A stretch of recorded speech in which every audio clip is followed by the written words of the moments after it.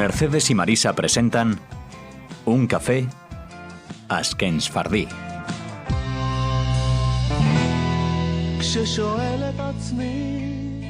Bienvenidos a nuestro programa una vez más aquí en Radio Sefarat, tomando un peculiar café. Hola, una edición más de Un café Ashkenfardí. Hoy nos acompaña Emilio Ramos Sabas, abogado y experto en derecho chino. ¿Es así, Emilio? Bueno, experto, yo diría más bien especialista. Experto es mucho decir. Hice un doctorado... Bueno, te conocemos, eres una persona bastante humilde. No. Es demasiado decir, efectivamente. He hecho un doctorado sobre derecho chino en materia de patentes y propiedad intelectual, con unos temas, en fin, alrededor de esa materia, pero no. Puedo decir que soy un especialista en algo, quizá, pero no un experto. Doctor en Derecho Chino, entonces, título que tiene desde 1995... No, es 1995 es cuando me he colegiado como... ok. El título es en marzo de 2018, es cuando obtuve la graduación en Londres. Entonces está recién estrenado. Estoy recién estrenado, efectivamente, por decirlo así. ¿Quieres contarnos algunos temas relacionados con la China actual? Sí, estoy abierto a vuestras preguntas. Como todos sabemos, es la gran potencia emergente. ¿Es quizá eso lo que te impulsó a hacer esta especialidad? Desde luego, estaba en un momento personal, digamos, de cambio, ¿no? Y los cambios, pues siempre, digamos, hay que apoyarlos con otros cambios, de tal manera que decidí hacer un doctorado sobre la cuestión, pues, sobre todo teniendo en cuenta como referente, pues, los cambios a su vez globales que se estaban produciendo, de tal manera que, pues parte de esa modificación en las estructuras, digamos, geopolíticas, pues decidí hacer algo sobre China y sobre todo materia de política de innovación que creía muy interesante, ¿no? Emilio, danos una introducción sobre la China actual y su desarrollo como consecuencia de las reformas iniciadas por Deng Xiaoping hace 40 años. Sí, efectivamente, se han cumplido 40 años recientemente sobre esas reformas que hicieron cambiar el paisaje económico de China de una manera profundísima, como todos sabéis. En fin, China era un país rural, un país pobre, donde había una masa de campesinos rozando la hambruna en muchas ocasiones, y se ha convertido ahora no solamente en una superpotencia, sino además en un país donde la clase media se fomenta y pues ha desaparecido prácticamente lo que es las hambrunas y la miseria, ¿no? de aquel país, ¿no? Y eso es fruto como consecuencia de unas políticas intensivas hechas por Deng Xiaoping en primer lugar y continuadas por Jiang Zemin, en las que evidentemente se desarrollaba bajo un eje fundamental que era la economía socialista de mercado, que es una especie como de híbrido, ¿no? Economía socialista, con características chinas que ellos prefieren llamar, en las que se tiene como referencia la propiedad pública, pero sin embargo se da también cierta prioridad al mercado. Esto sirvió, como digo, para fomentar y desarrollar una nueva forma de hacer bajo un referente capitalista, pero con, digamos, los auspicios y el control del gobierno chino, del Partido Comunista, que, por cierto, no todo el mundo sabe, es un partido gobernante, pero no es el partido único, no hay más partidos en China. A partir de ahí, otro hito fundamental fue la admisión de China a la Organización Mundial de Comercio, con ciertas condiciones bastante severas, que se produjo en diciembre del año 2001. Y el protocolo de acceso, la verdad es que imponía unas condiciones, como digo, no draconianas, porque no es la palabra, pero desde luego, en fin, que obligaba a China a hacer unos cambios en profundidad que desde luego ha superado, ¿no? Es verdad que la clasificación temporal de China de manera transitoria era una economía que estaba en transición, conforme al artículo 5 del protocolo, 15, del protocolo, pero lo cierto es que esa condición que se extinguió temporalmente en el año 2016, en diciembre de 2016, continúa aplicándose porque los países como Estados Unidos, de Europa y demás se han negado a reconocer, ¿no? Porque evidentemente China sigue dominando ciertos sectores del mercado, abriendo el mercado a influencia exterior, a inversiones extranjeras, pero en aquellos sectores que realmente les interesa. Es verdad que hay una normativa reciente del 2018 donde se liberaliza más ciertos sectores, pero hay otros que evidentemente están bajo el control. Y es difícil levantar esas barreras para aquellos inversores que desean Y bueno, pues como digo, es un mercado de 1.400 millones, pero que bueno, que no es tan fácil llegar a eso, ¿no? Y otro hito fundamental, naturalmente, es, a pesar es la guerra comercial que ahora actualmente tiene China con Estados Unidos. Y bueno, pues China alegó en su momento, por cuestiones de competencia desleal, Estados Unidos alegó la competencia desleal que ejercía China y sobre todo el fraude constante en materia de propiedad intelectual, que probablemente después hablaremos, y que eso ha llevado evidentemente a esa tensión constante, que se ha relajado un poco con la cumbre del G20 en Argentina en diciembre de 2018, pero bueno, que sigue estando candente y bueno, veremos la solución en qué deriva todo eso a pesar de los esfuerzos de acercamiento para llegar a, como digo, una solución más o menos pactada, ¿no? El impacto en términos legales de esa reforma, como bueno, nos sí, desde luego. Toca a todos. Sí, por supuesto. Bueno, aquí hay que tener... Bueno, yo creo que esta entrevista se podía titular como la cara oculta de la luna, ¿no? Algo así, ¿no? O la nueva cara de China, ¿no? Es decir, China, ya sabéis que recientemente ha llegado al polo sur de la luna, ¿no? Cosa que ningún país había logrado antes, ¿no? Eso implica pues un desarrollo tecnológico de primera magnitud, ¿no? Y detrás de todo eso pues hay tecnología y hay pues una normativa que evidentemente pues ampara ese desarrollo tecnológico y unas políticas de innovación que en caso de China son extremadamente, bueno, pues vienen pautadas, y uno sabe cuando va a China a qué destino tiene su inversión, ¿no? En materia de propiedad intelectual, ¿no? Es decir, por ejemplo, en materia de propiedad intelectual, claramente China establece unos criterios, digamos, de absorción de tecnología extranjera, lo que ellos llaman dúplica y de ciega, es decir, que está de alguna manera superada, y ellos pues se consideran que eso es parte del dominio público y por tanto pueden acceder a ella para innovar, coinnovar o reinnovar, ¿no? Que son las formas, digamos, que termina este plan de innovación.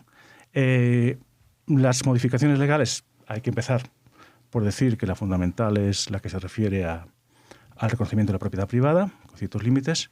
Hubo un debate interno dentro del partido, ¿no? Entre la nueva izquierda y lo que los llaman los neoliberales, y ese acomodo pues, se plasmó una norma del año 2017 que reconocía la propiedad privada, pero limitada al uso temporal de la misma, teniendo en cuenta que la propiedad es de dominio público, es del Estado, y el uso residencial se establecía un máximo de 70 años, aunque bien es verdad que la ley prevé renovaciones automáticas, y para uso comercial de 40. Esto, que parece simple a primera vista, requiere unos cambios efectivamente dentro del partido, como digo, que generó tensiones como consecuencia de ese reconocimiento, pero sobre todo tuvo lugar, digamos, un cambio social muy profundo que tiene que ver con el reconocimiento de una nueva categoría de propietarios al amparo de esta ley del 2007 y la negación de aquellos derechos que durante años Mao concedió pues, a las colectividades de campesinos e incluso pues, a titulares de derechos urbanos pues donde tenían su vivienda en las grandes ciudades, ¿no? En China, ¿no? Esto, como digo, bueno, pues todo eso fue la expropiación continuada por parte de las autoridades chinas de aquellos derechos de las colectividades de campesinos, sobre todo aquellas que estaban colindantes a las grandes ciudades, es decir, en zonas suburbanas, que de manera, al extenderse las ciudades, pues obviamente eran objeto de deseo de los promotores, especuladores y demás, ¿no?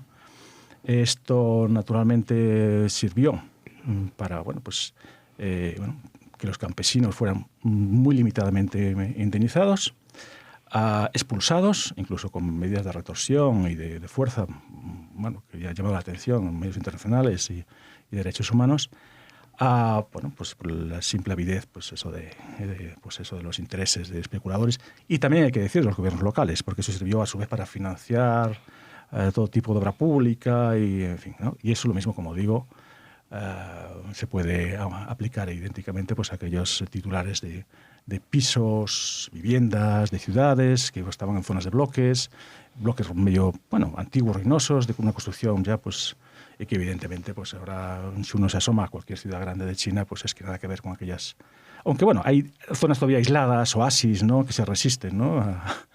a esa expropiación, pero bueno, cada vez evidentemente ya está en manos, como digo, Y la segunda elemento fundamental desde el punto de vista legal que conviene destacar, que todos sabemos, es pues la idea preconcebida que quizá nos alcanza a todos de alguna forma, que es que en China no se cumple la norma relativa a la protección de los derechos de propiedad intelectual, entendida no solamente como copyright y marcas, sino también ampliada pues, a lo que tradicionalmente se ha llamado propiedad industrial, que son patentes, ¿no? De tal forma que esto, aunque es de alguna manera cierto, no es del todo ajustado, en tanto que se pueden hacer varias consideraciones. La primera, que es verdad que China emplea esta forma para digamos, absorber tecnología extranjera, no revelaremos cómo, pero que no es único de países como China. En fin, que ahora no parece lejano, pero Japón hasta no hace mucho hacía exactamente lo mismo, Corea algo igual, y hace ya bastante más tiempo Estados Unidos hacía lo mismo, ahora que reclaman como el gran valedor de la protección de la propiedad intelectual en el mundo, porque obviamente tiene intereses en ese sentido, pero claro, ellos también en su momento, en el siglo XIX, principios del XX, pues hacían algo de lo mismo. La forma que hacen para, digamos, absorber tecnología vulnerando de alguna forma la protección básica de los derechos de propiedad intelectual, la redacción de la norma que se utiliza en China es bastante vaga. Es decir, que vaguedad, me refiero, incierta en la redacción, textura abierta de las palabras, en que decía Westman, siguiendo un poquito aquello que también a su vez comentaba Wittgenstein, ¿no? Sobre que la palabra no tiene límites, ¿no? En cuanto a su aplicación. De tal manera, ambos judíos, por cierto, de tal manera que la interpretación que se puede hacer de una palabra siempre deja la posibilidad pues, a esa textura abierta, ¿no? Y se ejemplarizaba con lo que se llama en la lingüística el principio de tolerancia, ¿no? Dónde empieza y dónde acaba la concepción de una palabra, ¿no? Hago esta digamos, pequeña, porque creo que lo entenderemos mejor. Por ejemplo, la palabra calvo, todo el mundo está de acuerdo que una persona con un pelo es calva, con dos quizá también. Y así sucesivamente. Pero llega un momento en que hay una zona intermedia en que unos dudarán si llamarle calvo y otros no, ¿no? Entonces, y llegaremos al absurdo y a la paradoja de que a lo mejor una persona con 1 y 1 millón de pelos también puede ser calva. Entonces, y ahí es donde los lingüistas se debaten acerca de la aplicación de la palabra. Entonces, esto lo utilizan muy astutamente los chinos, pues por ejemplo, la palabra patente, que viene recogida en el modelo de acuerdo marco de la OMC, la Organización Mundial de Comercio, en materia de propiedad intelectual, habla solamente de patentes. Y, pues, lógicamente, patentes, para Estados Unidos una patente es un modelo de utilidad, para Europa es una patente de dimensión y también un modelo de utilidad, y para China es una patente de dimensión, modelo de utilidad, pero entendiendo modelo de utilidad de una manera amplia, ¿eh? Con lo cual, el examinador, cuando registra una invención, bajo la categoría de modelo de utilidad, pues lo hace de una manera muy laxa. Entonces ahí cabe todo. Cabe todo, hasta cabe tecnología extranjera que está escrita y registrada previamente en otros países. Pero claro, dice, y además hay un documento del examinador que dice aquello de que no es capaz de valorar y verificar la tecnología en otras partes del mundo, cosa que puede ser cierto, y después es muy difícil impugnar eso, ¿no? Entonces, de tal manera que, el primer país del mundo que registra patentes, modelos de utilidad, es China, con un número asombroso, pero se han llamado a esas patentes basura, etcétera. Pero con todo sirve para sentar las bases de una, digamos, innovación, una tecnología suficiente para poder desarrollar después sus capacidades tecnológicas Sí, pero ellos las ideas las compran aquí. ¿Las ideas las compran aquí? ¿En qué sentido las compran aquí? No compran nada. Por ejemplo, yo he visto gente oriental, gente china, ir a los grandes almacenes, llevarse 20 modelos de primera línea de cualquier producto, un vestido, un pañuelo de seda o lo que fuera, y llevarlo allí para copiarlo, porque ellos dicen que no tenían quien se los diseñara, pero que tienen mano de obra. Sí, ahí hay dos cuestiones. La primera, que China se ha considerado siempre como la gran fábrica del mundo, y de hecho el diseño que se hizo por parte, digamos, la globalización era ponerle ese papel a China: tú fabrica y no discutas, y poco más. Y después, obviamente, pues el gran copiador, ¿no? En fin, y el gran, bueno, que sirve pues eso para generar fraude constante en la protección, en este caso, bueno, pues de diseños, marcas, etcétera, ¿no?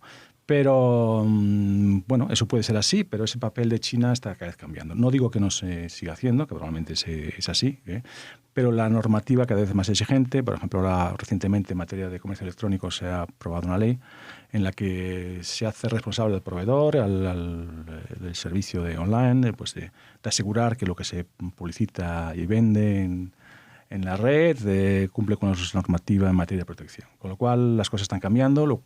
Eso es un indicativo de que China está mejorando, que a China le interesa ya proteger su propiedad intelectual, que a China le interesa proteger sus marcas, Lenovo, por ejemplo, Huawei, como todos conocemos, que a China le interesa proteger su copyright, ¿no? Y ha habido una segunda forma, en fin, que quizá ahora mencione respecto a las indemnizaciones muy escasas que el titular de la patente percibía en China cuando demandaba, por ejemplo, a la otra parte, sabía, bueno, no voy a entrar en cuestiones técnicas, pero bueno, el artículo 65 establece 4 formas de cálculo de indemnización, y una de las que se aplica, que siempre se aplicaba en el 99% de los casos, es la discrecionalidad del juez entre una horquilla entre 1.300 euros y 130.000 euros. Siempre, las estadísticas siempre decían que siempre era la baja, y bueno, imponían, digamos, indemnizaciones muy, muy escasas que compensaban al infractor, ¿no? Eso es otra forma, efectivamente, pues de absorber tecnología a bajo precio. Y bueno, las empresas y los inversores extranjeros que iban allí, pues sabían a lo que iban. ¿Iban a qué? Pues a fabricar a bajo coste. Entonces, a la luz de todo esto, ¿tú crees que Oriente está influyendo en Occidente a nivel de conceptos? Bueno, eso... mira, con la globalización, la verdad que esa pregunta tiene muchas posibles respuestas, ¿no? Yo creo que estamos en una situación, digamos... de conocimiento recíproco, de ideas, que al final estamos en un sincretismo que no tiene mucha identidad, ¿no? Es más bien todo vacío, ¿no? Lo que estamos viviendo, ¿no? Es decir, lo que percibimos ahora de Oriente, pues es el yoga, en fin, estados mentales, en fin, cosas de ese tipo que, bueno, que ayudan mucho a relajarse, es verdad, pero que no se puede decir que realmente haya una influencia. Y desde luego, para el judaísmo, el primer introductor de toda, digamos, la influencia, pues, oriental, pues no olvidemos que fue Abraham. Quiere decir que Abraham, pues, cuando se fue de Ur de Caldea, pues evidentemente trajo consigo, pues, bueno, todo un bagaje de Mesopotamia, pues evidentemente que tiene que ver, pues eso, con la distribución de los meses, el calendario lunar, en fin, yo creo que hasta el Sabbat, que empieza y acaba, eso algún rabino me dirá algo que es lo contrario, ¿no? Ese sería un nuevo tema que nos encantaría poder hablar contigo, Emilio, que nos hablaras un poco del judaísmo, la relación de confucianismo y todas esas uniones que hay, sí, que pueden haber, similitudes. Efectivamente, todas esas uniones que pueden haber. Y bueno, nos encantaría que pudiéramos tener un nuevo tema contigo para que nos hablaras sobre todas esas influencias. Bueno, me parece muy interesante lo que estabas hablando de Abraham, por eso me gustaría que diera para un nuevo tema. Yo tenía una sola pregunta acerca de la nueva Constitución china. El valor de la palabra en la Constitución tiene un significado, bueno, tú ya lo has comentado también, a la hora de interpretar, pero no tiene el mismo valor en China la palabra que aquí en Occidente. Mira, la palabra es la palabra dada, ¿no? Como contrato, ¿no? Vinculación de responsabilidad y cumplimiento de la palabra como ley entre las partes, ¿no? Es un poco lo que... Yo tengo clientes chinos y te puedo asegurar que te sorprendería los préstamos que se hacen de familia entre ellos, pero no hablando de 1.000, 2.000 euros, hablando de miles de euros, de 100.000, 200.000, 300.000, 400.000, sin ni un papel. Pero sí, por la palabra. Por la palabra. Fantástico. Y se respeta, te aseguro que se respeta, absolutamente. Entonces, bueno, la familia, bueno, hay Confucio que tiene mucho que ver probablemente, no con toda seguridad, y bueno, pues la idea evidentemente del respeto al otro, en fin, y todo eso. Pues, de un punto medio de equilibrio. Exacto. Bueno, pues y podemos ir más allá, aquellos valores que comparten quizá con el judaísmo, ¿no? De la compasión, del respeto, de la humildad, en fin, todo eso, ¿no? ¿Y el amor al prójimo? Exacto, por supuesto. Lo estaba diciendo mientras tú lo decías. Claro. Qué bueno. Así es, porque... Bueno, Emilio, pues como sabes, el tiempo en radio es limitado. Debemos despedirnos ya, no sin antes agradecerte que estés aquí en Radio Sefarad compartiendo este pequeño café con nosotros. Un placer de haber estado aquí de verdad y bueno, he sido fantástica esta tarde con vosotras. Y, el placer para nosotras. Bueno, repetiremos la experiencia. Cuando queráis. Ya estamos preparando la próxima entrega de nuestro programa. Tenemos una próxima cita aquí en Radio Sefarad.